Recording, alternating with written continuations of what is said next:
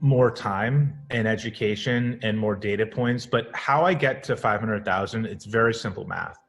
The market cap of gold is 9 trillion. So the entire supply of gold is priced at 9 trillion. If Bitcoin is gold 2.0 and it disrupts gold, then its market cap also has to be 9 trillion. But today, Bitcoin's market cap is 330 billion. So it's got to increase somewhere like 25 to 30x from here. Yep. So put on a 25 to 30x multiple on the price of a Bitcoin today, which is, let's say, 18,000, 20,000. That easily gets you to $500,000 a Bitcoin. So if we're right that Bitcoin is better than gold, and the way we get to that is we look at the characteristics of why people find gold valuable. It's scarce, it's portable, it's divisible. Bitcoin's better than scarce, it's fixed. You can send it like email.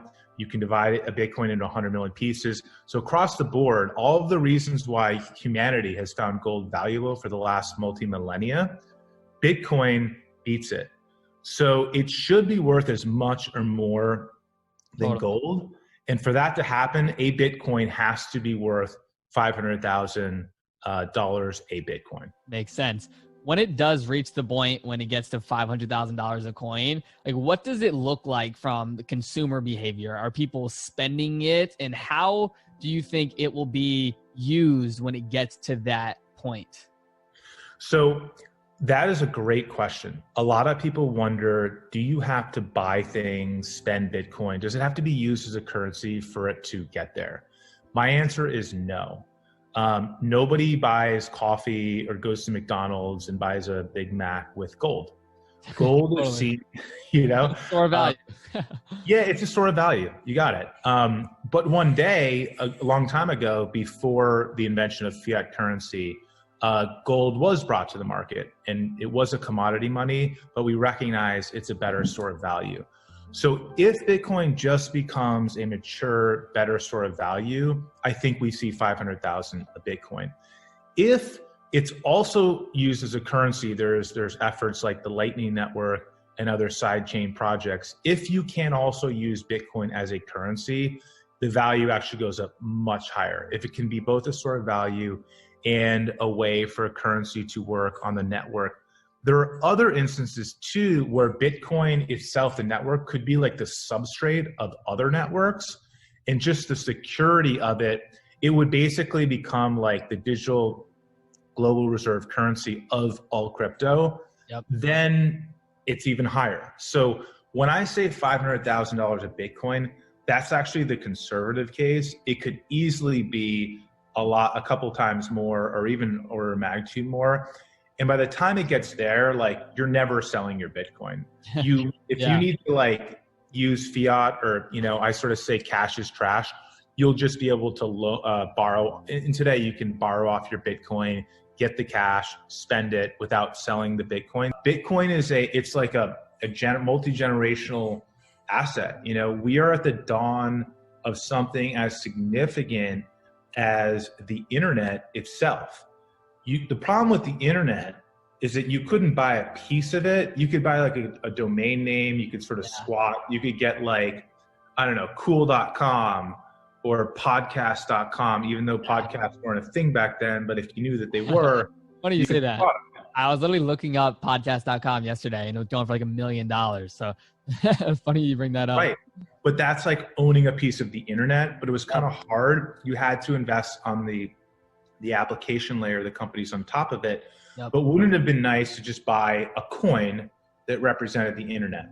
Totally. Well, fast forward to 2010, the invention of Bitcoin, you can literally buy a coin, a Bitcoin or a fraction of one, that indexes or canvases the entire Bitcoin ecosystem without having to pick what company is going to work, whether it's going to be Gemini or Coinbase, or, it's sort of like owning a piece of the racetrack without having to bet on which horse is going to win. As long as the races are running, you make some money. And so Ether is the same thing for indexing a piece of the Ethereum network, which is a digital or decentralized global computer. A lot of people equate Ether to digital oil. So if you want to get into the crypto game, my suggestion is own some Bitcoin, digital gold, and own some Ether, digital oil. And with those, you have most of your bases covered. What's less talked about and less known is that we are huge fans of Ether, or Ethereans, if you will, in the slang. So look, I think Ether has tremendous capabilities because Bitcoin's digital gold, right? It's sort of moving value from A to B. And there doesn't seem to be a huge appetite in the community to experiment or sort of screw it up, right? It's like, we've got a good thing going. Let's not run too fast. Let's not be too exotic.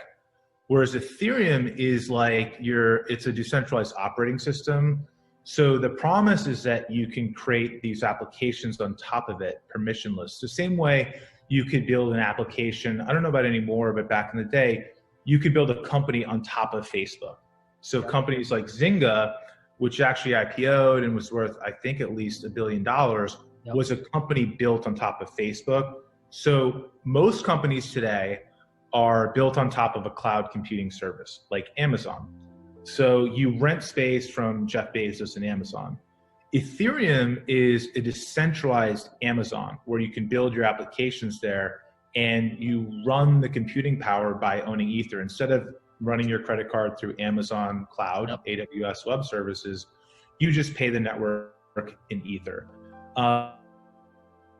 It's not centralized. It's not a company. It's a decentralized network, and you can you could create decentralized Twitter on it. You could create decentralized Facebook, decentralized whatever.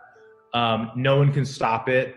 No one really controls it. It's owned by the users. That's the beauty of cryptocurrency, is that the value accrues to the people who use the network, not just a few people in a company in Silicon Valley are working on it. So if Ether is your global computer in the future, what's that worth? It's got to be a ton, and it's got to be worth as much as digital gold, I would think, maybe more.